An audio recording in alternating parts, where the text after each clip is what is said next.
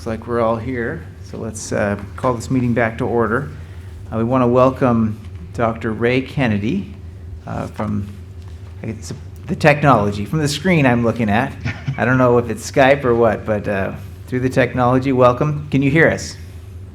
I can hear you. Thank you very much. Okay, so we're going to turn the time over to Mr. Dawson, and he's going to ask you the standard 5 questions. Good afternoon, Dr. Kennedy. I am going to ask you 5 standard questions that the panel has asked each applicant to respond to. Are you ready, sir? I'm ready. Thank you. Question 1.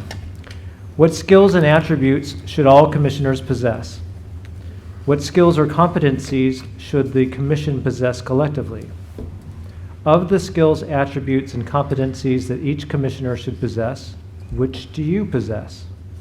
In summary, how will you contribute to the success of the commission? Very good. Thank you.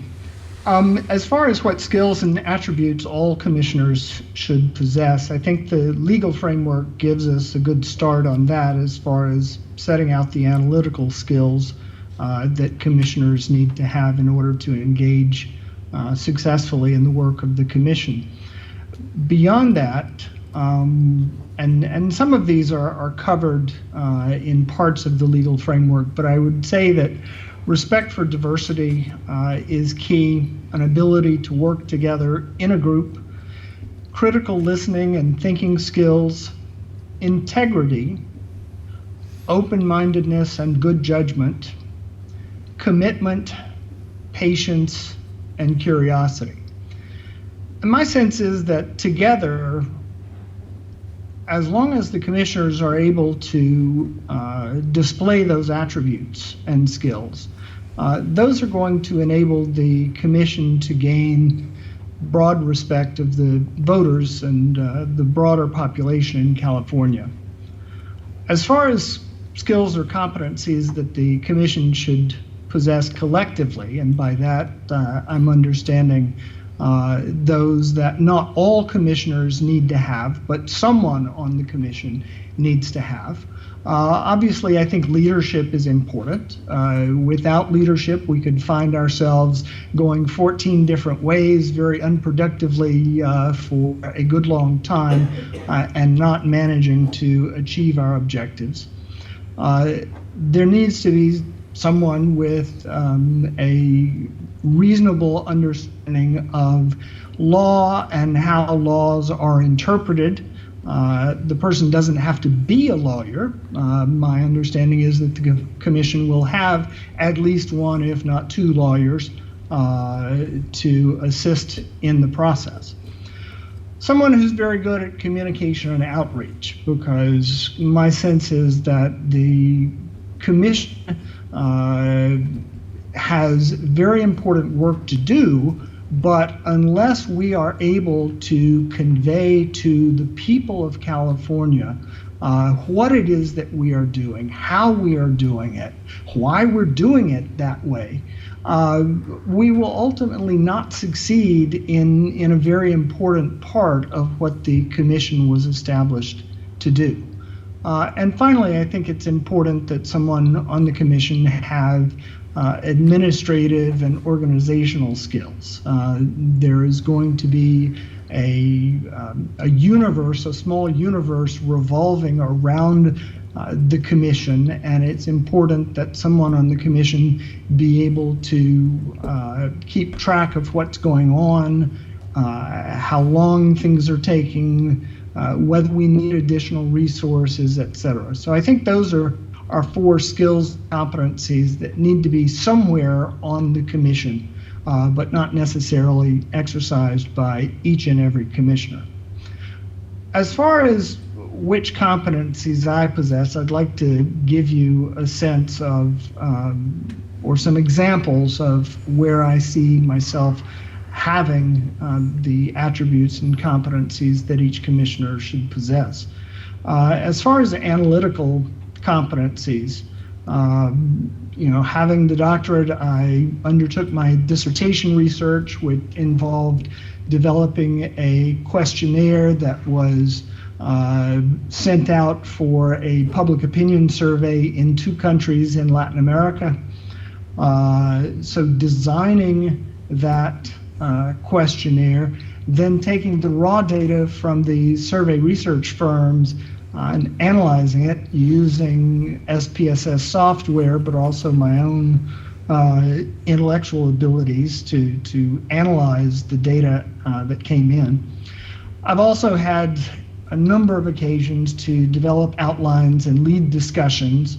One of those in Papua New Guinea 5 years ago, a lessons learned exercise after an election, bringing together various stakeholder groups. During the course of those 5 or 6 events over a course of several weeks, I cataloged over 1,200 discrete inputs. I then cataloged those in a spreadsheet. I coded them as to which group they came from, what region they came from, what topic they dealt with, and then through analysis managed to boil down those 1,200 discrete inputs into a 10-page report that I sent back out to the participants for their review. I'm respectful of others. I have really had to be respectful of others and respectful of diversity to succeed in the electoral work that I've done in the United Nations over the last 20 years and in the international electoral field broadly over the last 30 years.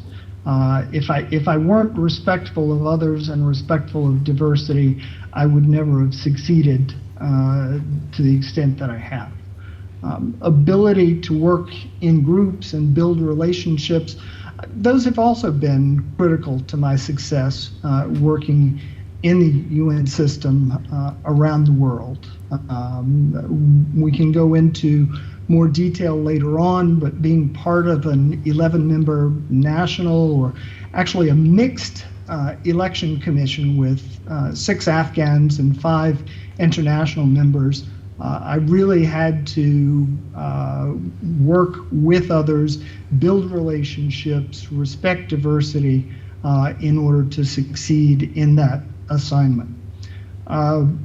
My critical thinking and listening skills, I think, stem or come from many years ago. I was a debater for a number of years in high school. And debating really teaches you critical listening skills. You have to be very attentive to very precise points that people are making. You have to interpret them on the run. You have to seek feedback when you're not understanding something, and you have to be able to think on your feet and be able to rebut points that deserve a rebuttal. Patience and commitment, I think I've always been viewed by those around me as a patient and committed individual. After my assignment in Liberia, the head of the UN mission there, and this was after I had left the country, I had no knowledge of this until a colleague of New York sent it to me, but the head of the UN mission in Liberia sent a note to the Undersecretary General saying, without Mr. Kennedy's patience and perseverance, these elections would never have succeeded. So, I mean, that was high praise. I was not aware of it until several months after it happened, but it was certainly gratifying to get that type of feedback from my boss, really. Open-mindedness, again, I think I would not have succeeded working all over the world over the last 20 years were it not my open-mindedness. I'm intellectually curious. I enjoy getting to know and getting to understand people and cultures, and I think that is important in the work that the Commission will be doing. In summary, how would I contribute to the success of the Commission? I think, you know, the level of commitment, persistence, positive energy I love elections. I have loved elections for many years. I discovered 7 years into my elections career that my grandfather had been a member of the county board of elections in the county where he was from in North Carolina, and that just deepened my love of elections and promoting popular participation in democratic processes that much more. I'm a quick study. I'm accustomed to familiarizing myself with the legal framework. I don't go into countries knowing the laws, but I have to get up to speed very quickly so that I can ensure that everything that we do fits within the law, not only the operational work, but the public information products that we produce as well. Those have to convey accurate information. Again, I'm not a lawyer, but I'm accustomed to mastering electoral laws. I'm very experienced at explaining technical electoral concepts to non-technical audiences of all types. I believe that I'm good at helping build consensus within a group. I'm accustomed to working to legally binding timelines under intense political scrutiny. So this will be nothing new from that perspective. I'm always looking for common ground. I'm looking for workable solutions, not necessarily the same old solutions or the same old approaches. I try to look at all options and listen to everyone, taking elements from each and finding common ground where we can all agree. Part of my work before joining the United Nations was collecting, organizing, and disseminating a wide variety of information about elections and election administration. And one of the things that I learned there is, you have to learn how to present information in ways that the end users are looking for it. It's not how you want to present it, it's how the end users are going to be looking for it. I build strong relationships with stakeholders. I've been a good and successful leader when I'm tasked with leading, but I can also be a reliable team player when I'm a member of a team. I have solid drafting and editing skills, and not only in English, but in Spanish as well. I started studying Spanish in 7th grade. I've lived almost 2 years in Mexico, working for the United Nations, mentoring domestic observer groups. So I have a good facility with election-related terminology in Spanish from that work that I did in Mexico. Thank you, Dr. Kennedy. I want to make sure that you have an opportunity to answer all 5 standard questions. So let's move on to the second question. Work on the commission requires members of different political backgrounds to work together. Since the 2010 commission was selected and formed, the American political conversation has become increasingly polarized, whether in the press, on social media, and even in our own families. What characteristics do you possess, and what characteristics should your fellow commissioners possess that will protect against hyperpartisanship? What will you do to ensure that the work of the commission is not seen as polarized or hyperpartisan, and avoid perceptions of political bias and conflict? Thanks. I read a report recently from No Labels, which is a group that's trying to work across the aisle in American politics.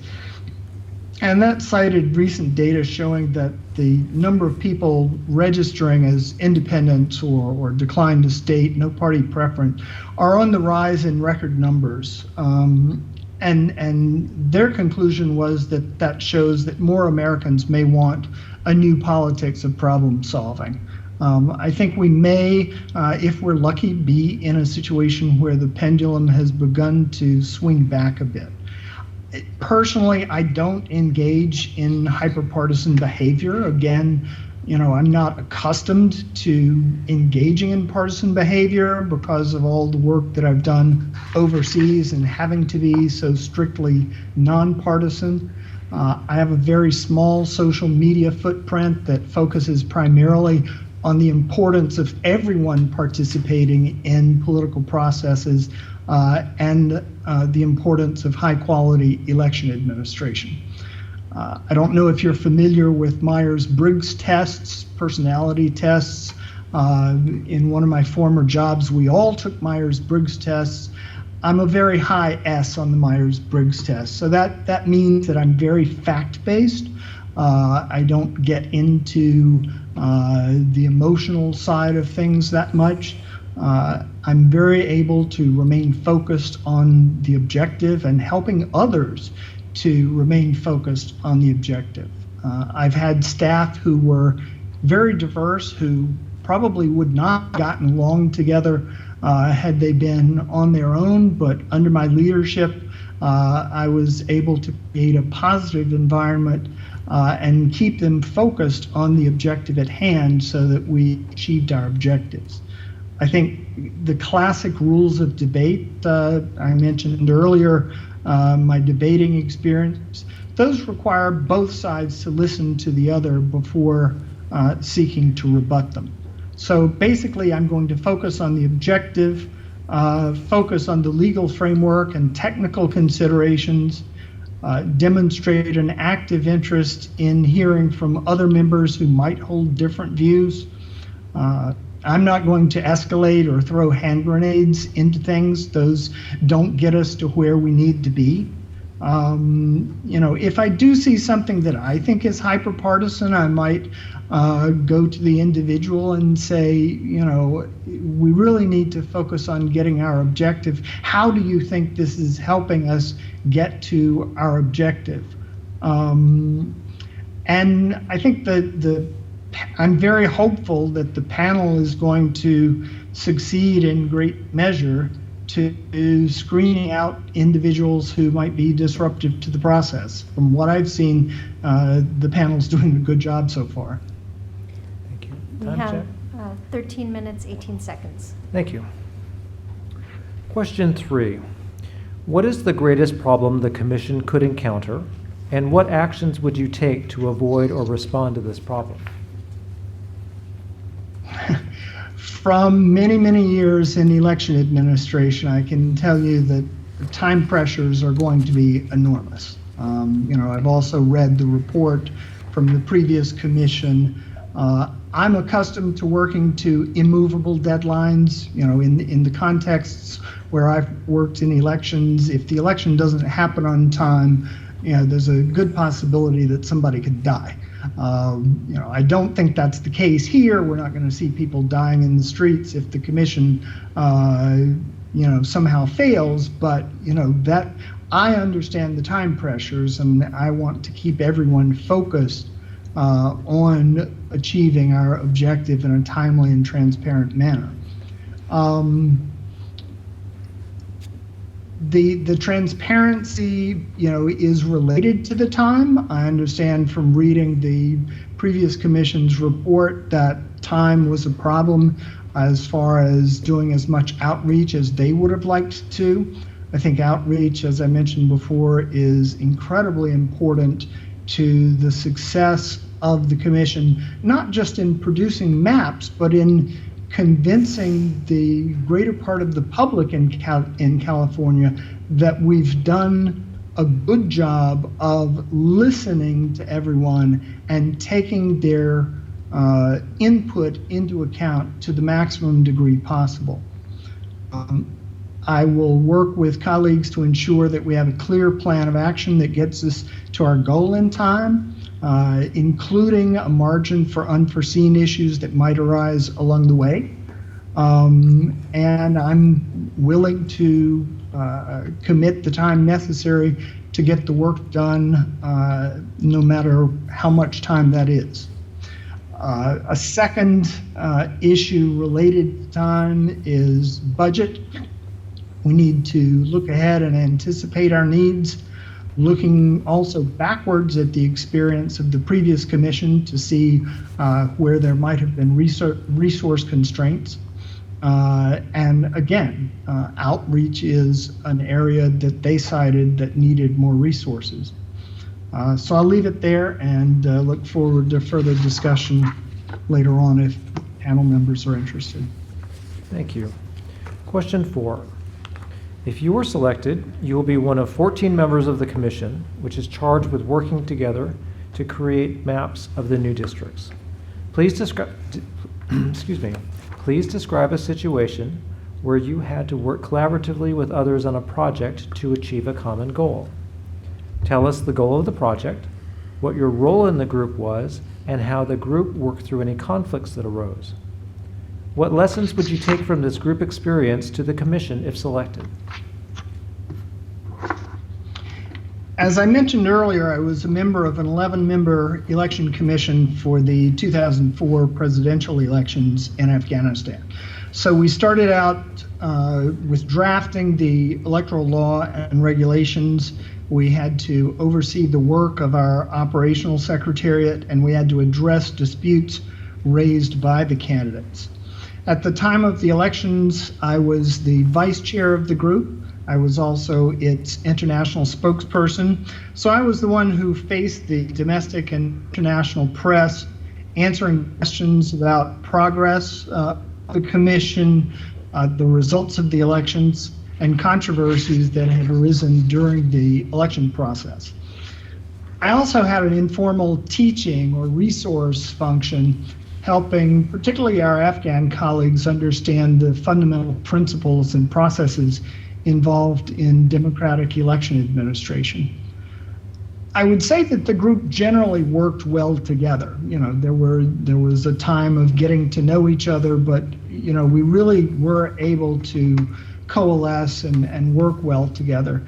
When there were blockages, we discussed individual perspectives on a couple of occasions for hours, seeking to identify misunderstandings, seeking to identify common ground, and then crafting resolutions that addressed any remaining concerns. We also set up subcommittees to exercise oversight of the various areas. I was on the operations subcommittee, but we were careful not to interfere in the relationship between our chief electoral officer and his staff. The subcommittee served mostly to organize our agenda and to ensure that we as commissioners had a good understanding of what was going on at all times. Lessons, there were deep differences at times, but we were always able to keep our sights on the final objective. Patience, open communications, and commitment to the goal enabled us to find enough understanding to move forward. And this was under a consensus rule. The 11 of us had to operate under a consensus decision rule. And that was also a time when I learned how important the executive director, or in our case, the chief electoral officer, is as far as managing the staff. It was not our job to manage the staff. It was the chief electoral officer, the executive director's job to manage the staff.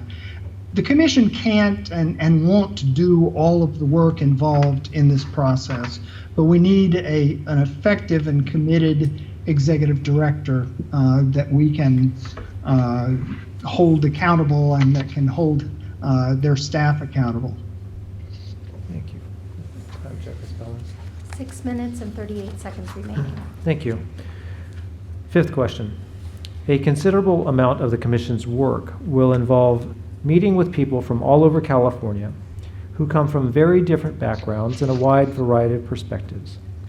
If you are selected as a commissioner, what skills and attributes will make you effective at interacting with people from different backgrounds and who have a variety of perspectives? What experiences have you had that will help you be effective at understanding and appreciating people and communities of different backgrounds and who have a variety of perspectives? Okay. As far as skills and attributes, I'm going to just cite 3. Again, my experience as a high school debater made me an active listener. I pay very close attention to details of what people are saying. Learning a number of languages helped me seek and understand underlying meanings. You learn that language is more than just the words on the surface. There are underlying meanings, and knowing or having familiarity with as many languages as I do, I look for underlying meanings, not just what's on the surface. And 20 years of experience with the UN taught me the value of asking clarifying questions to ensure that I understand the message that the speaker is trying to convey.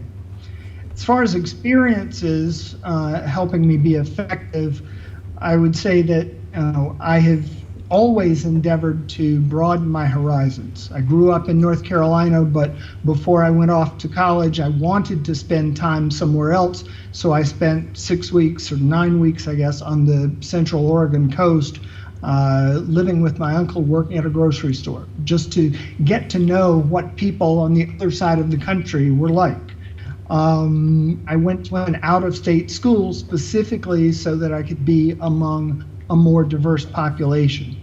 I represented my university as part of a teacher exchange in Brazil and had students from a wide variety of backgrounds. I lived in downtown Washington, D.C. for almost 20 years, which I can assure you is a very diverse environment. And I was politically engaged with people from all over the district, working together to try to make the district a better place to work. I've spent much of my career living and working in other cultures. I've lived and worked for extended periods in 9 countries. Of the countries listed in one of the orientation presentations for the 2010 Commission, I think I've been to, not just worked in, but been to roughly half of those, covering all regions of the world. And finally, my colleagues in the UN come from all over the world. In one case, I had a staff of 250 reporting to me, and they included 65 nationalities. And I enjoyed working with each and every one of those 65 nationalities. Thank you. Now we will go to panel questions. Each panel member will have 20 minutes to ask his or her questions. And we will begin with the chair, Mr. Belknap. Okay, thank you, Dr. Kennedy, for making time to meet with us and for your continued interest in serving on the commission. In your application, you mentioned that you obtained a master's degree from Johns Hopkins University in international economics, and also a PhD from Johns Hopkins in Latin American Studies in 2000. I suppose that those who obtain those degrees don't necessarily just go right into international elections. So I'm wondering, what was your pivot point? What brought you into international elections? That is an interesting question, because my experience is that no one in elections grows up wanting to be an election administrator. You fall into it by accident. My pivot point, or my point of entry, was my Portuguese language skills, my familiarity with Brazil. In the late 80s, as I was preparing to depart after having worked at the university for 6 years as coordinator of the Center of Brazilian Studies, I had an informational interview with a friend who worked as an international public affairs consultant. She was helping set up IFAS, the International Foundation for Electoral Systems. And so I became part of a very small group of people kind of in orbit around IFAS in its early days. And then once I met the chairman and the president of IFAS, the president asked me if, given my Brazil background, I would go to Brazil for the country's 1989 presidential elections. So I made 2 trips for them, collected information, established contacts, gained an understanding of how Brazil administered elections. And then a year later, when IFAS was expanding, they called me and asked me if I would come work for them. And now, you might have already said this, but is IFAS part of United Nations? or is this No, separate? no. Is it separate? IFAS is a Washington-based NGO. Okay. And you eventually started working. And one of the important things to note about IFAS is it was established by a bipartisan group of people in the U.S. political realm. One had been campaign advisor to Goldwater. The vice chair had been a campaign treasurer, I think, for Humphrey. And so, even in my work at IFAS, we worked under a bipartisan board of directors. Okay. And when did you start working for the United Nations? And how did that come about?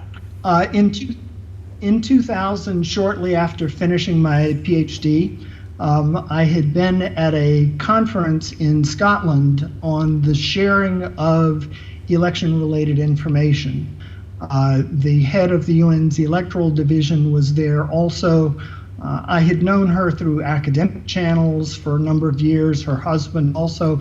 But during a break in the round table, we went for a walk around Loch Lomond while others went on a tour of a local distillery.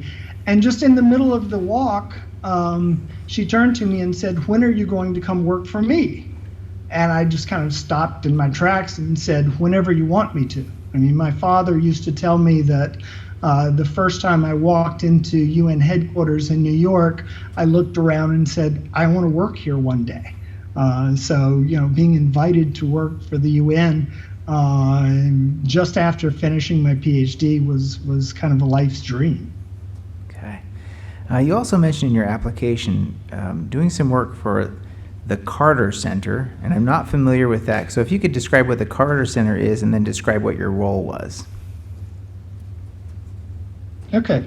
The Carter Center was founded by President Carter and Mrs. Carter, and it has a number of missions. There is a public health component working worldwide to improve public health and to address some of the least familiar, most intractable diseases. There's also a peace program that grew out of President Carter's work in Central America. And kind of as a spin-off of the peace program, there is a democracy program. The democracy program has been very active in observing elections around the world. They don't provide much in the way of technical assistance, although they do occasionally provide some advice to countries. So I've worked for Carter Center in Mozambique, in Liberia, where I had previously worked with the UN, and most recently in November and December, I was part of a small Carter Center observation mission to the Muskogee Creek Nation tribal elections in Oklahoma. So I was going around visiting early polling places, election day polling, watching the tabulation of votes, and I'm currently finishing up some work, editing and drafting for the final report of our observation mission. Okay, thank you. You also mentioned that you host international delegations here in California, people coming to observe probably elections in California. What organization are you working with to do that work? That's a private initiative. Okay. My partner worked in 1999 as spokesperson for the San Francisco Department of Elections, and has also been very interested in elections all his life. His focus is more the voter education side rather than the technical administrative side. But it's a collaboration between the two of us, also growing out of my work starting in Mexico in 2007 to promote awareness of the International Convention on the Rights of Persons with Disabilities, and particularly their political rights. So I was in my office in Mexico City one day, and I had clipped a newspaper article. Mexico was actually the country that had pushed for ratification of this convention within the UN.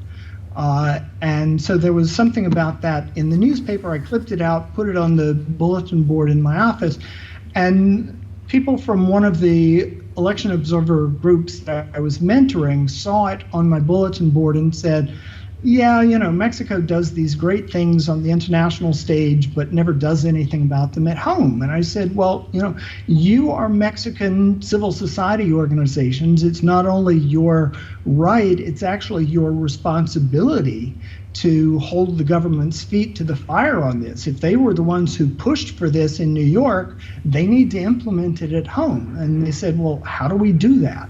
So we helped them set up an umbrella steering committee to push the Mexican Senate for ratification of the convention, and then once it was ratified, coming up with a work plan and for how to ensure that it was implemented. And so these visits grew out of that work. We wanted to show off, really, the work or the progress that has been made in California and in the U.S. more broadly as far as enfranchising people with disabilities. So that's where that came from. Okay. And it was a purely private initiative. So when the international delegations come to California, what exactly do you show them? Where do you take them? I know the election officials here in Southern California, so I'm in touch with them. They actually generate letters of invitation for us to send to these individuals and groups in Mexico and elsewhere. We get permission from the registrars to take them to polling places. The registrar in Riverside has taken them on a tour of the warehouse, shown them the counting operation, all these things. Okay, thank you. There's a part of your application I'd like to read. It's in the essay number 2, and then I'll ask you a question about it. You said, in relation to drawing the lines here in California, I recognized while attending our local hearing of the CCRC 8 years ago that there were speakers from the audience who had very strong partisan interests, even as they were offering what were touted as technical proposals. How did you recognize the partisan interests behind the technical proposals? There were two things. One is there were speaker after speaker after speaker with essentially identical talking points. So it's like, okay, people are collaborating because they're not going to have virtually identical talking points, the same points in the same order with the same wording, unless they're collaborating. And by I don't remember the exact detail, but I think it had to do with how the area around the Salton Sea was going to be represented, whether it was going to be in a single district or split into 2 districts. And it just seemed that the people who wanted it one way really were using that as an excuse to justify having a seat go their way, and the people who wanted it the other way were pushing for the other perspective because that would result in them having an additional seat. Okay, thank you. I'm going to back up to an answer you gave into question 4, and you talked about the commission's need to hire an executive director. So if you were on the commission and you were asked to give advice about hiring this executive director, what kind of person would you be looking for? What kind of background would they have?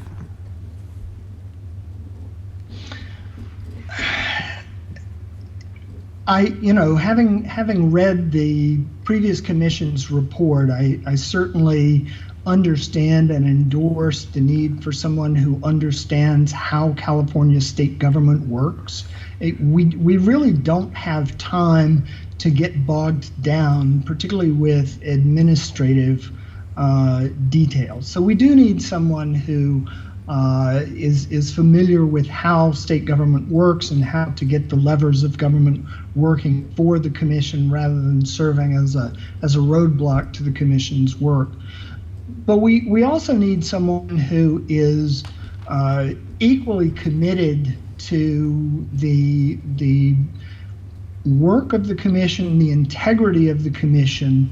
I would certainly like to see someone who, is committed to the outreach component as well, transparency. My work in Liberia was cited by one of the observer groups as having resulted in those elections being the most transparent elections in the history of the entire continent of Africa. And I don't know, exactly how or why they concluded that, but I was certainly very happy, and I certainly was focused on ensuring transparency in the process. And so I think for the executive director, we need someone who not only understands state government, but is equally committed to the objectives of the commission, which from my perspective include a very strong outreach component and maintaining the image of the commission as being one of, just incredible integrity. So, same subject, but final question. How would you recruit for and vet candidates for that particular position?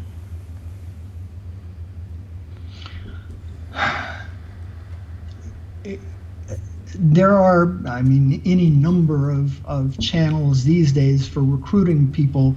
But I think, if we can get notices out,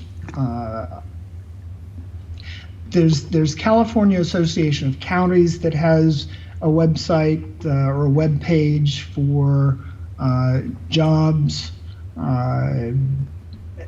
that I think would tap into a good pool of people. I would like to see ads in professional journals, if possible, possibly even the media. And certainly, the commission's website would need to be a major channel for that. And how about vetting? I don't know if the 2010 commission is leaving us its media list, but hopefully they are, and we could use that as well.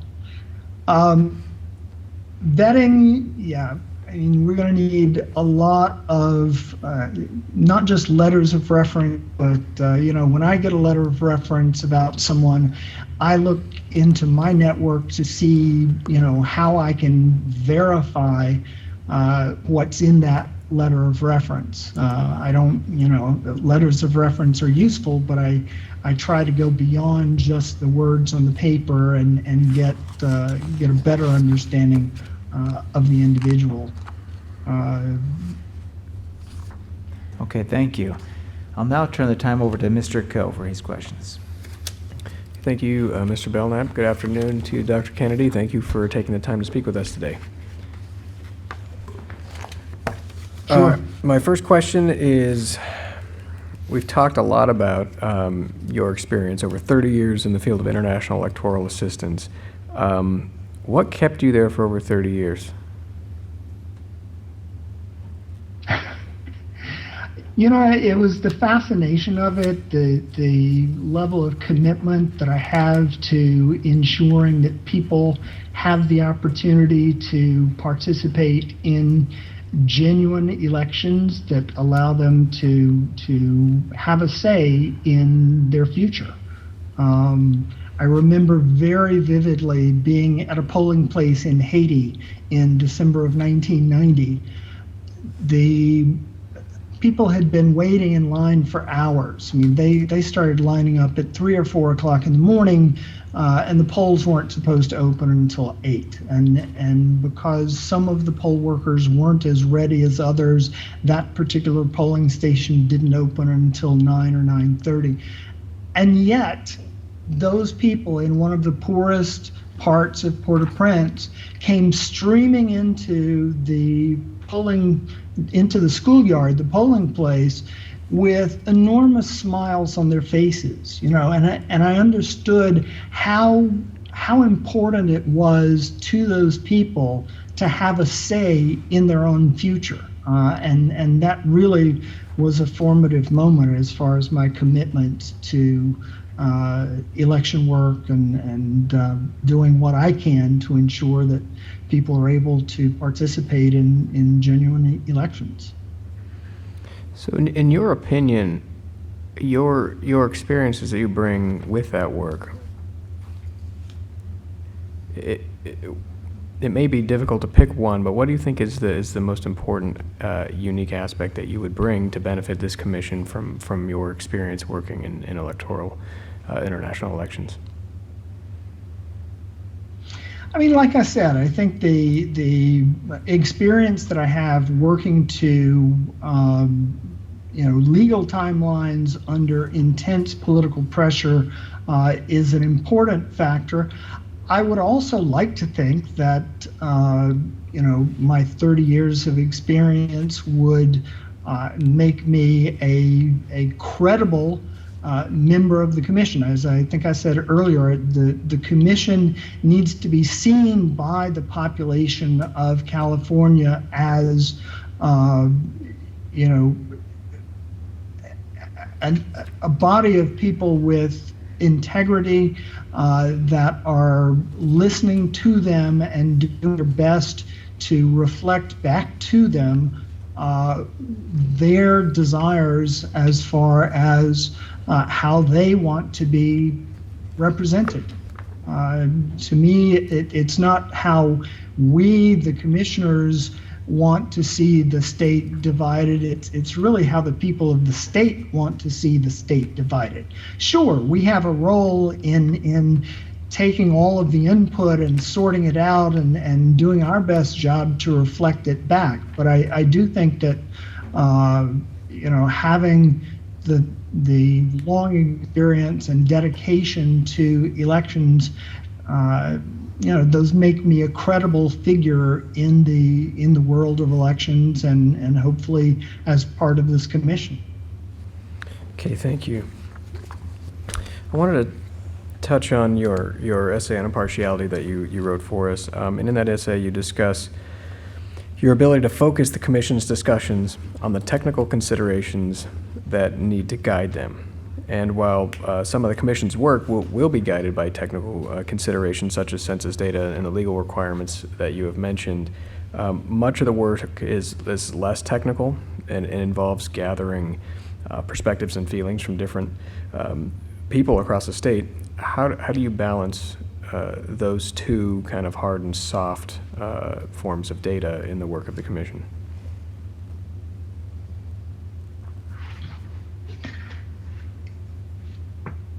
I mean, to me, the as I said before, our work is to try to reflect back as best as we can the desires of the people and how they want to be represented. So the soft aspect is incredibly important. The hard census data are a tool that will enable us to do a better job of reflecting that. But listening to the people of California is what this is all about. I mean, if that weren't the case, we could program a computer to do this.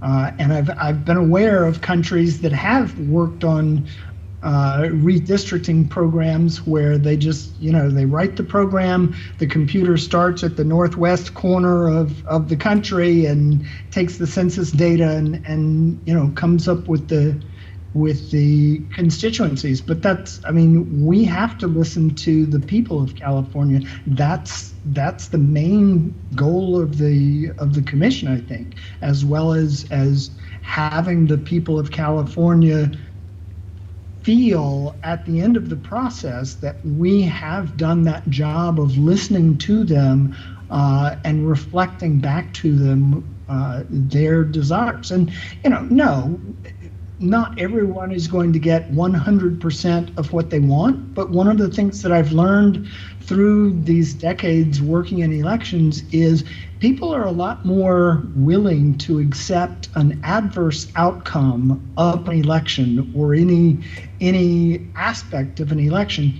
if they feel that they have been adequately heard.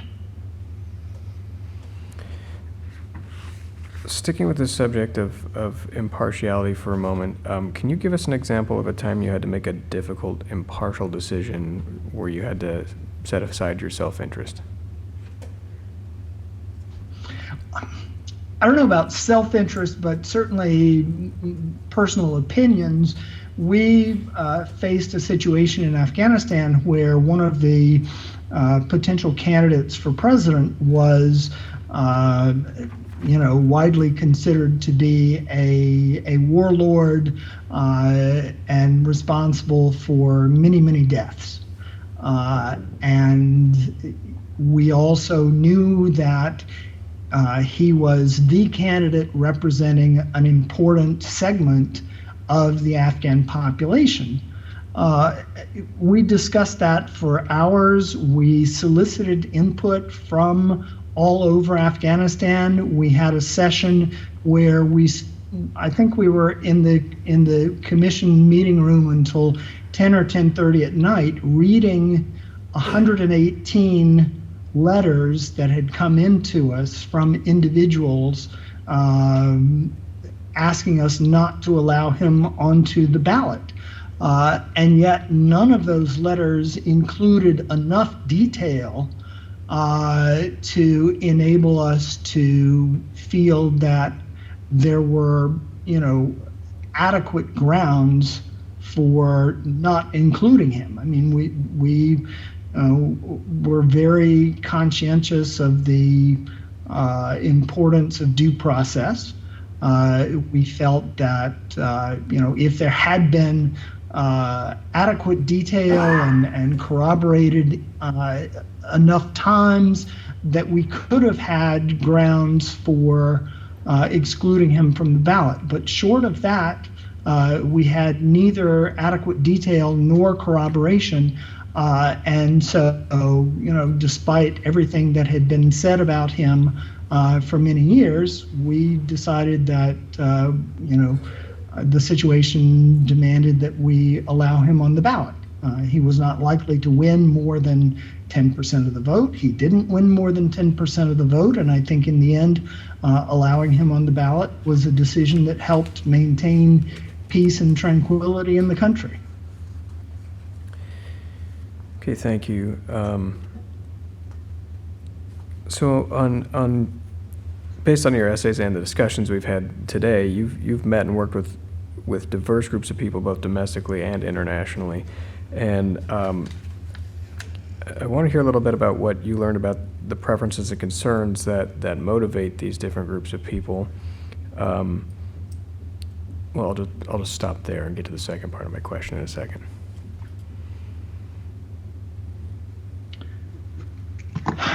Well, I'm currently in the midst of moving from the Coachella Valley up to the Morongo Basin. And it's really amazing what a difference 20 miles makes. The 20 miles from my former residence in Palm Springs to the property that we bought 3 years ago up in Morongo Valley. It's almost night and day. I mean, there's more and more back and forth between the Coachella Valley and the Morongo Basin, but they are really two very different realities and certainly very different politically. The priorities are different. Up in the Morongo Basin, the high desert We have a different concept of what constitutes quality of life. I think one of the things that we've been working on, I'm part of the Roads and Traffic Committee. We literally have one road that gets up to the Morongo Basin from the Coachella Valley, or at least the western end of the Morongo Basin. Otherwise, you have to go all the way around the far side of Joshua Tree National Park, or you have to come all the way back around through Victorville. So Highway 62 is important to us. It's not important to people in Palm Springs, really. They could care less. And I've started some discussions with SCAG and with, I'm hoping to make it to a San Bernardino County Transportation Committee meeting and a Riverside County Transportation Committee meeting to try to get people to develop a common understanding. I mean, for Riverside County, you know, the county ends before Highway 62 gets up into the Morongo Basin. And because it's not a lifeline for Riverside County, I think the Riverside County Transportation Commission probably doesn't give it a lot of importance. The San Bernardino County Transportation Commission might give it more importance, although they're probably more focused on things happening in San Bernardino City, Ontario, Rancho Cucamonga, than we are in the Morongo Basin. So it's really trying to bring together people and get them to understand the importance of these things to us in the high desert, and how can we work together to make sure that the highway is given the importance that it's due. That's kind of a nice segue into my next question, something I'm curious to hear you talk about, and that's one of the most important aspects or goals that the Commission is going to have to face is identifying communities of interest throughout the state. And you may have had some experience with this in your previous electoral work internationally, but based on your experience, how does the Commission go about identifying these communities of interest? Some of them are easier to find, some of them are less obvious and harder to find.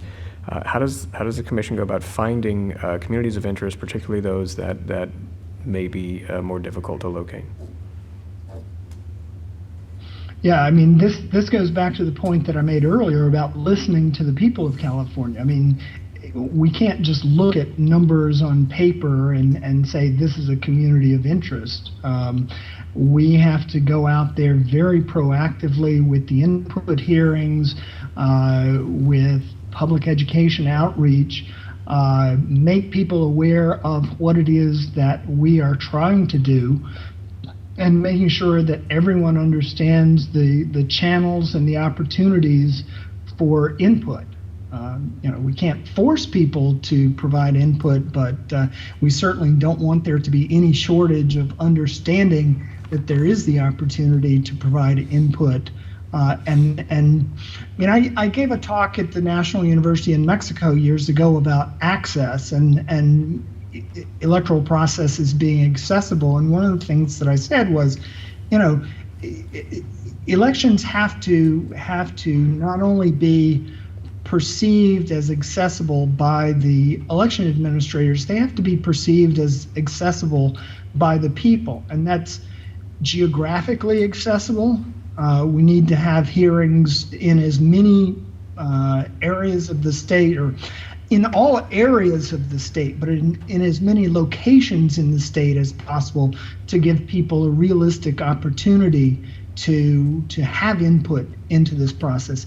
It needs to be intellectually accessible. The election court in Mexico had published a beautiful book about electoral justice in Mexico, but I went to the head of international programs there one day and I said, you know, if you took 3 people at random off the sidewalk in front of the court and gave them this and asked them, you know, what it all meant, you know, 2 of the 3 probably wouldn't be able to tell you. So people need to understand what redistricting is, how it is important to them, what the process is, how to have input into the process. So it's Yeah, it's a lot of different factors, and we need to think about accessibility as broadly as possible and make sure that the process really reflects the desires of the people of California. So I want to expand on that. Oh, I'm sorry. Yeah, go 4 ahead. minutes, 20 seconds. Thank you. I want to expand on that idea a little bit in terms of access and getting perspectives from different groups. Some communities may be less engaged or may not feel like they want to get engaged for various reasons. How do you engage these communities to elicit them to provide perspective that they wouldn't normally feel comfortable providing?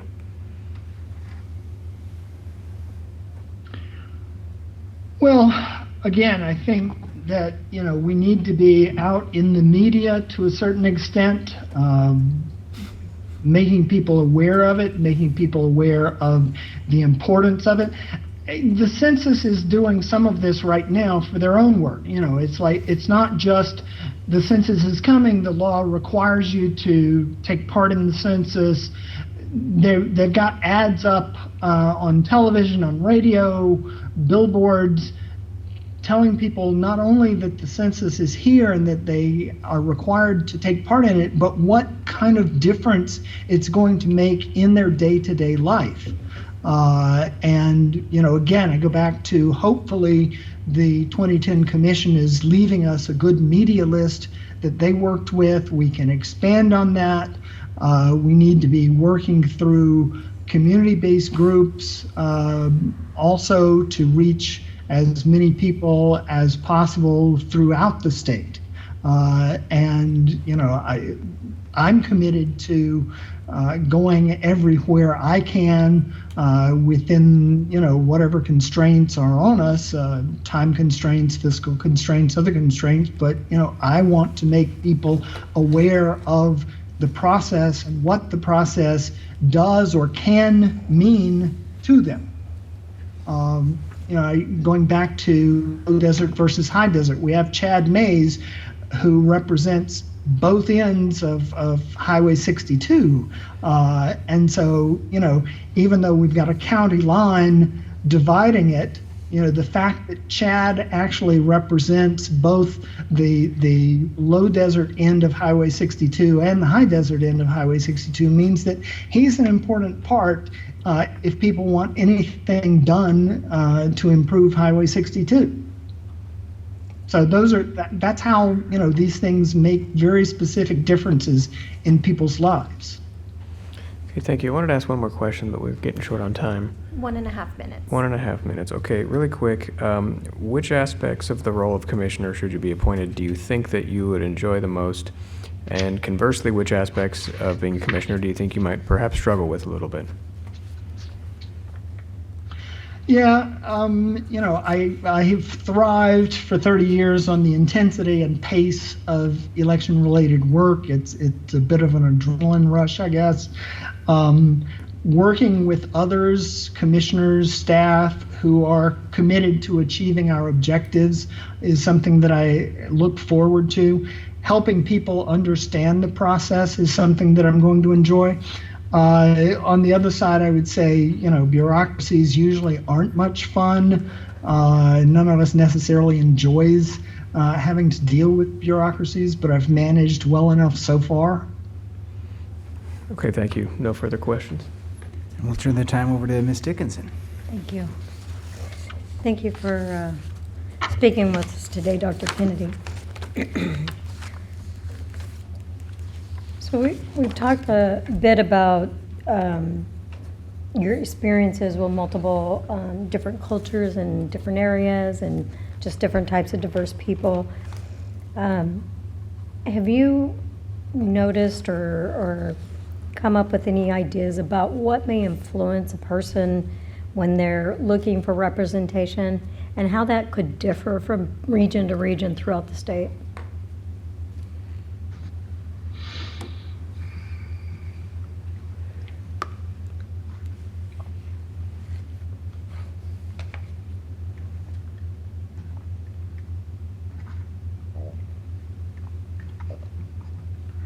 Okay. I've had experiences where I've been represented by individuals of a different political party. What I'm looking for in those cases are people who really listen to their constituents and who are willing to go beyond their own long-held beliefs and genuinely listen to their constituents. I think factors that individuals may be looking at, I've mentioned transportation as an important item for people in the high desert. There could be, I mentioned the Salton Sea earlier.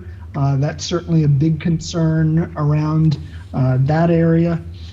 Joshua Tree National Park, beaches, other parks that are important to the economic well-being of a community. I mean, the town of Joshua Tree, village of Joshua Tree, the town of Yucca Valley, that whole area depends quite heavily and increasingly so on the economic benefits of having Joshua Tree National Park. Somebody else may be looking at healthcare issues or educational issues. So yeah, there are a wide variety of factors that people may be looking at. I think it's also important to note that we need to be attentive when we're looking at congressional districts versus state districts, that the communities of interest that will, that might naturally coalesce around a certain issue federally might be different from the coalition that comes together for state-related issues. So that's something that we need to keep in mind as the commission goes through this. So one of the things that has been brought up is that California could lose a congressional district. Given that, how difficult do you think it's going to be when you're looking at the various communities of interest versus neighborhoods, cities and counties, and drawing those lines and weighing what should take precedence? That's going to be very difficult because I've seen in other countries where this is a major issue. Canada even has a provision that says no province can ever lose representation, so the House of Commons in Ottawa just grows and grows and grows because they just can't fathom the idea of losing a seat. Losing a seat is a big thing, and it is going to require very careful work on the part of the commission to understand where groups are and aren't likely to come together over any number of issues and see where the best places are to draw new lines. I hope that no one expects these lines to correspond, almost exactly to the old lines because we've had shifts in population, but it will definitely be a difficult process, and I just go back to we have to listen. We have to listen. We have to ask questions about how different groups interact with other groups, where they've found common cause in the past, where they think they might have common cause in the future, and do our best. And then, the other thing is, hopefully we will have a chance to come out with a set of maps, get comments, and go back and revise those maps. I know that there were issues with the previous commission, but I think that really is critical to the overall eventual success of the commission is having a chance to get the feedback on actual proposed maps and go back to the drawing board where we need to and make adjustments. Thank you. Given all your experience, what do you see as your role on the commission? You know, I think groups naturally fall into, or members of groups naturally fall into roles once the group is together. There can be people who might normally lead, but there's someone else who's a more natural leader, or for any number of reasons might be a better leader at a particular point in time. And so groups tend to have, you know, these roles: peacemakers, consensus builders, leaders, taskmasters. So I think, you know, I could see myself in a number of these, but it would depend very much on who the other personalities are, and what their strengths are. Thank you.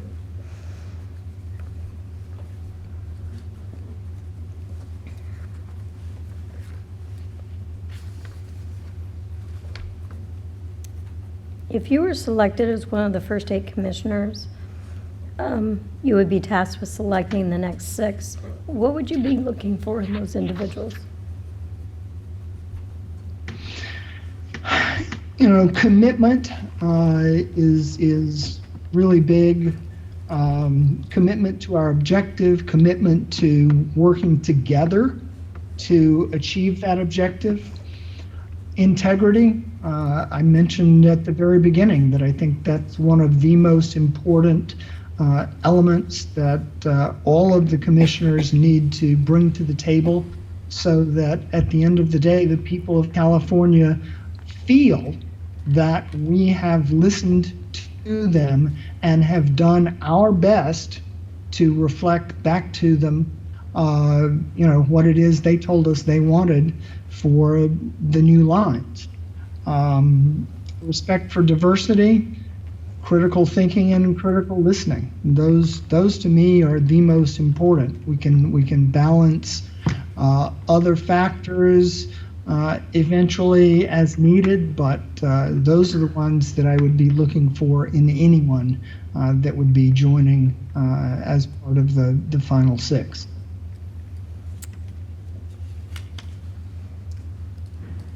What would you like to see the commission ultimately accomplish?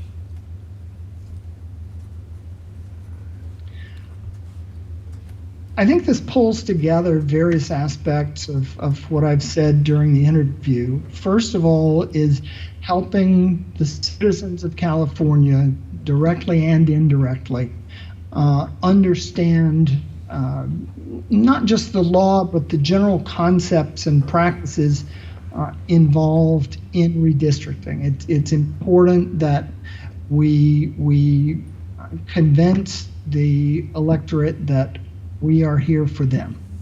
And they need to see that from the beginning to the end of the process. We have to listen to them to get their sense of communities of interest. We have to review the options that, you know, again, we're not going to be able to do all of the work. We're going to have consultants, others, advisors to do some of the work. Our part in this is to make the ultimate decisions and be able to convince the people of California that we've made the best decisions that we could, given everything that we have in front of us, given the legal framework, given their input, given the realities of the situation. We have to establish maps that comply with the legal framework and command the respect of the largest number of Californians. And you know, we have to work to promote the broad acceptance of those districts and eventually defend them in court if that's necessary. So we need to be very aware of all of those throughout the work. Okay, thank you. No further questions? Mr. Dawson. Thank you, Mr. Chair. Dr. Kennedy, I wanted to follow up on a couple of your responses. In standard question 3, you mentioned that, in your opinion, time pressures and immovable deadlines could be one of the greatest threats to the commission. And certainly everybody in this room understands immovable deadlines. Could COVID-19 could delay the collection and reporting of census data. What would be your strategy to address that time crunch if there was one? Well, I've been thinking about this, but you're actually the first person that I've heard saying that it could, in fact, delay the census. That's been on my mind for a couple of weeks now. And again, this goes back to the legal framework.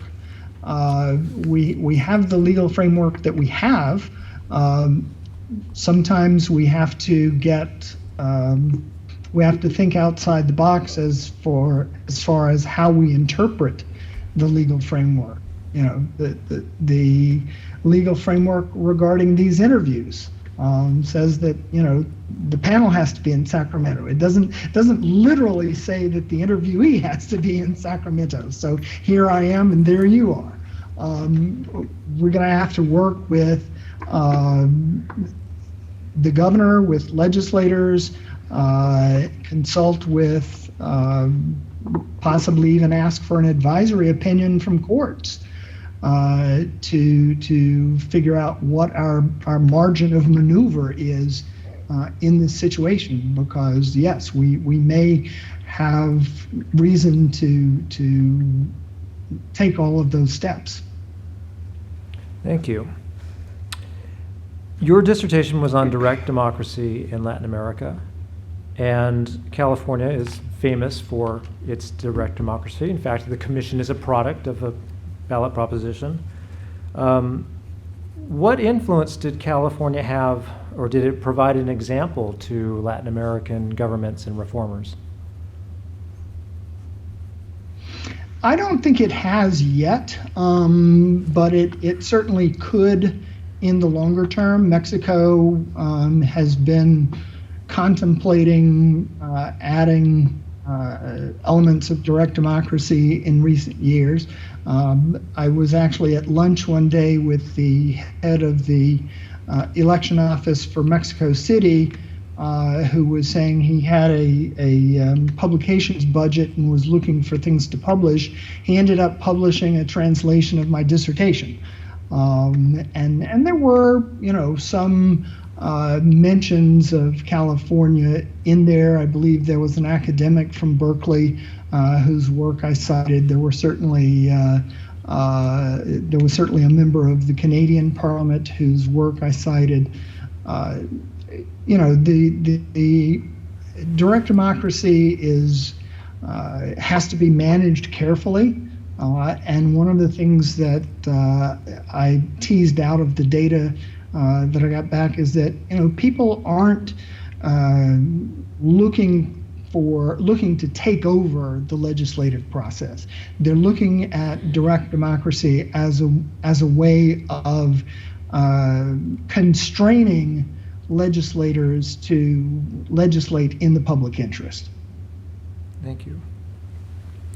In your analytical skills essay, you mentioned that when you were in Liberia, and I think we talked about your experience in Liberia a little bit, but did that also include drawing lines? Did it actually include drawing maps? Yes. I mean, I was not the one doing it. We had a consultant, an American consultant that we brought in, but I was advising the commission on some of the decisions that it was making, and also advising the commission to do its absolute best to make sure that the process was as open and transparent as possible, with public hearings, with opportunities for written comment on the proposed districts. The biggest difference was that we were working only from voter registration data. We didn't have addresses. All we had was this many people registered at this registration center.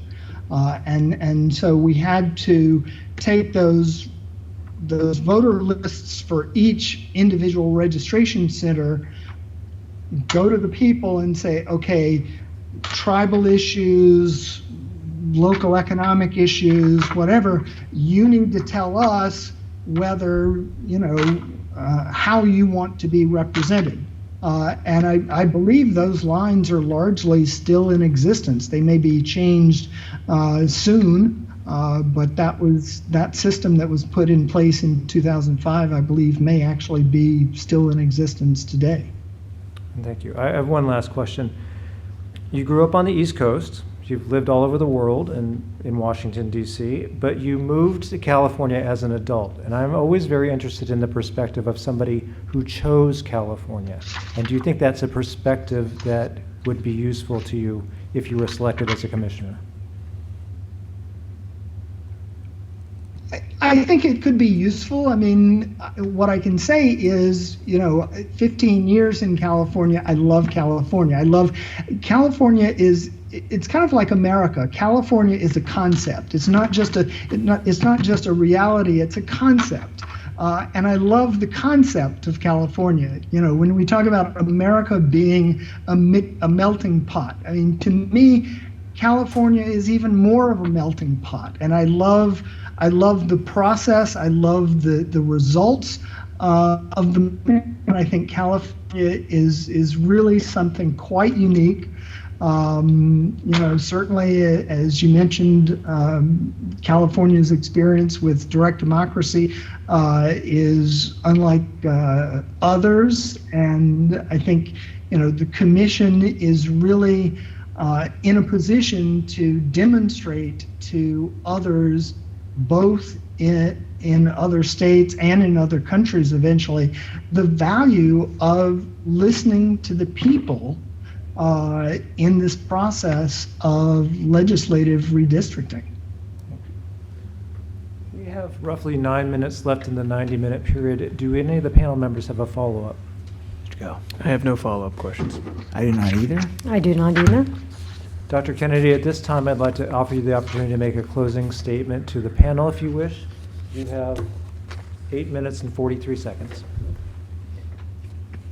Okay, I don't think I'll take that much, but first of all, I wanted to thank all of you for your interest in learning more about my background and experience. I realize it's not something you would run across every day, but I believe that I could contribute significantly to the success of the commission. After dedicating the last 30 years of my life to ensuring that people all over the world have a genuine opportunity to participate in truly democratic elections, I see this as an opportunity to give back to California, to share some of what I've learned over these last 3 decades. Friends have told me for years, come home, we need you here. And there was the question earlier about from Mr. Coe, I believe, about what kept me at it overseas, and I mentioned the joy of seeing people running into polling places with enormous smiles on their face as a motivating factor. But at this point in my life, I feel like, yes, it's time for me to give back to California. I'm eager to do this.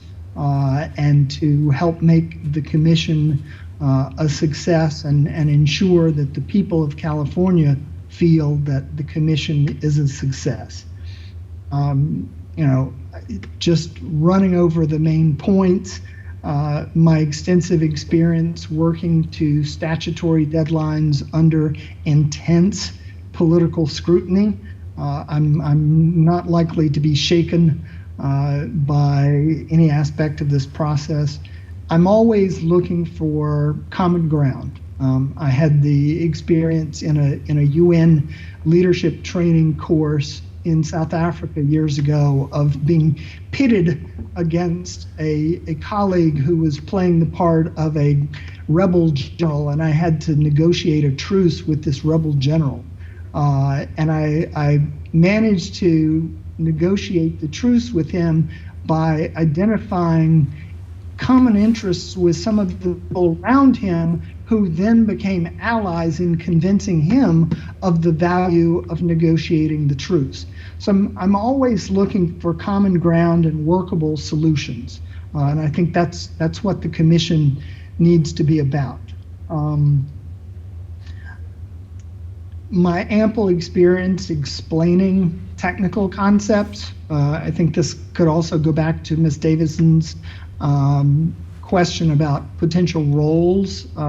If there is a member of the commission who is acting as a spokesperson for the commission, then I think I could probably fulfill that role well.